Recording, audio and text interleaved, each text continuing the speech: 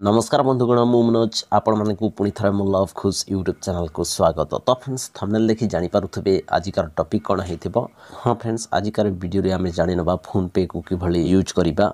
आपण माने जानिथिबे जदि जानि नाहंती एठारे कहि रखिबी फोन पे को यूज करिबा द्वारा आमे निज मोबाइल रखिबा अन्य कोनसी मोबाइल रो रिचार्ज करि परिबा आउ जे कोनसी टीवी हो किंबा लाइन बिल हो आमे पे करि परिबा एवं रिचार्ज करि परिबा आउ अन्य जनक पाखकु टंका मध्य सेंड करि परिबा।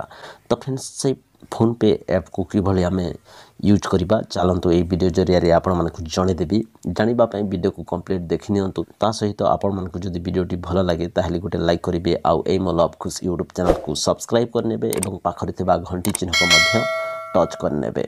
तो फ्रेंड्स सेते पे आपण प्रथमे फोन पे ऐप को प्ले स्टोर को जाईकी इंस्टॉल करनेबे। देखंतु मो फोन पे ऐप को इंस्टॉल करने छी तापरे ओपन करनेबे। ओपन कला परे एठारे आपण मानकर मोबाइल नंबर को पुट करिबा को पड़िबो। तो फ्रेंड्स एठी आपण मानकु कहि रखिबी जो मोबाइल नंबर आपण मानकर बैंक अकाउंट रे लिंक अछि से मोबाइल नंबर को एठारे पुट करिबे। तो फ्रेंड्स मो पुट करनो छी पुट कर साला परे प्रोसीड ऊपर क्लिक करनेबे। तापरे एठारे ऑटोमेटिक ओटीपी आसीबो आ रीडिंग करिवो। तो आपण टिके वेट करिवे।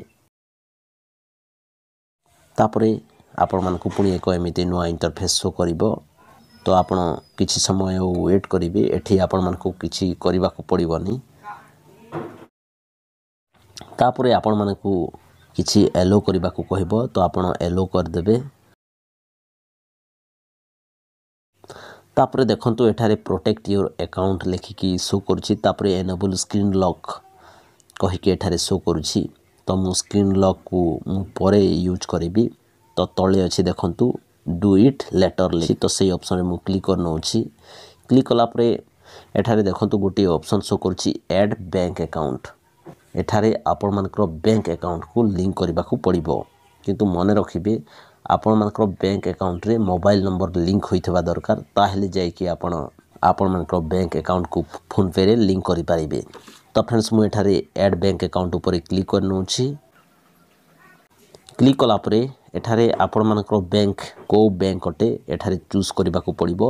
तो फ्रेंड्स मोर जेहेतु एसबीआई अटे तो मु एठारे देखंतु स्टेट बैंक ऑफ इंडिया को चूज करनो छी। तापरे एठारे ऑटोमेटिकली आपण मानकर mobile number T bank account को सर्च करिवो। तो आपण किछि समय वेट करिवे। तापरे आपण मानको एमिति शो करिवो आपण मानकर बैंक ब्रांच आपण मानकर नेम आपण मानकर बैंक रो आईएफएससी कोड एठारे शो करिवो।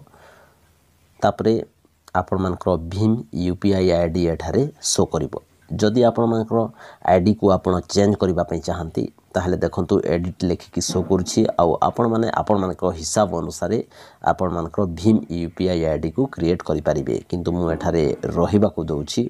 तापरे तळे अछि देखंतु प्रोसीड टू ऐड। तो सिंपली प्रोसीड टू ऐड ऊपर क्लिक करनाबा।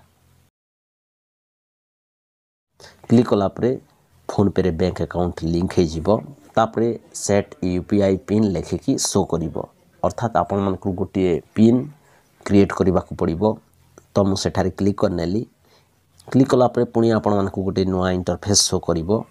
तो एठारे देखंतु लेखा हेछि last 6 digits of your card number. अर्थात आपण मानकर एटीएम कार्ड रो लास्ट 6 डिजिट बा लास्ट 6 नंबर को एठारे पुट करबा को कहूछि। आ तळे तारो वैलिडिटी जो मंथ और ईयर रही थे ताकू एठारे पुट करबा को कहूछि। तो फ्रेंड्स मु एठारे टाइप करनो छी।